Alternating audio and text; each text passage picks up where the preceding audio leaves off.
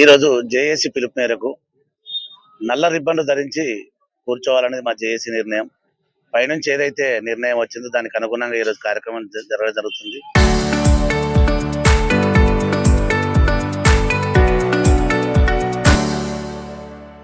అయితే దానికి అనుగుణంగా జరిగే కార్యక్రమంలో నిన్న అనుకోకుండా ఒక దురదృష్ట సంఘటన జరిగింది.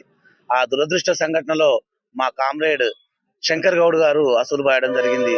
దీన్ని చాలా దిగ్భ్రాంతికి లోనైనా మేమంతా మాటలు విని, దానికి అనుగుణంగా ఇప్పుడు మేమంతా కూడా ఆయనకు నివాళులు అర్పించడం జరిగింది. ఆయన ఏ ఆశయాల కోసం అయితే పోరాటానికి వచ్చి చనిపోయిండో ఆ ఆశయాలను కొనసాగించే విధంగా మేమంతా పోరాటాన్ని సాగిస్తాం, ఆయన ఆశయాలు కొనసాగిస్తామని చెప్పి ఈరోజు పత్రికా విలేకరుల సందర్భంగా మేము చెప్పడం అవుతుంది. అంతేకాకుండా ఇంకా మిగతా కార్మికులు కూడా ఈరోజు నిన్న ఇంకో ఇద్దరు అలా చేసిండ్రు, వాళ్ళు హాస్పిటల్లో ఉన్నారు. కామ్రేడ్స్, అందుకే ఏ కార్మికుడు కూడా నిరాశ నిస్పృహలకు లోను కాకండి, మీరు ఆవేదన చెందకండి. మనం ఒక పోరాటానికి ముందుకు వచ్చినామంటే ఇంతవరకు సాధించకుండా ఏదీ లేదు.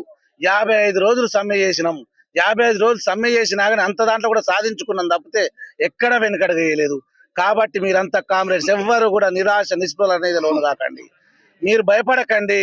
మన నౌకర్లు ఎటు పోవు, మీరు కొత్తగా వచ్చిన పిల్లలు కూడా మీరు భయపడాల్సిన పని లేదు. మీరందరూ డ్యూటీలకు ఎక్కిన తర్వాత మేము ఎక్కుతాం, మీరు ఎలాంటి నిరాశ దయచేసి లోను కావద్దని చెప్పి జేఏసీ మంచిర్యాల తరఫున విన్నవించుకోవడం జరుగుతుంది.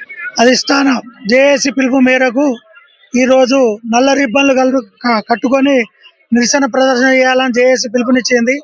ఆ పిలుపుకు అనుసారంగానే మేము ఈరోజు నిరసన వ్యక్తం చేస్తున్నాము.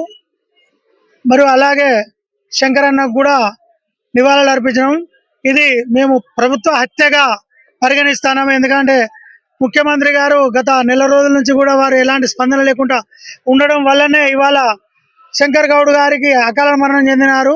వారి ఆత్మకు శాంతి చేకూరాలని కోరుకుంటున్నాం.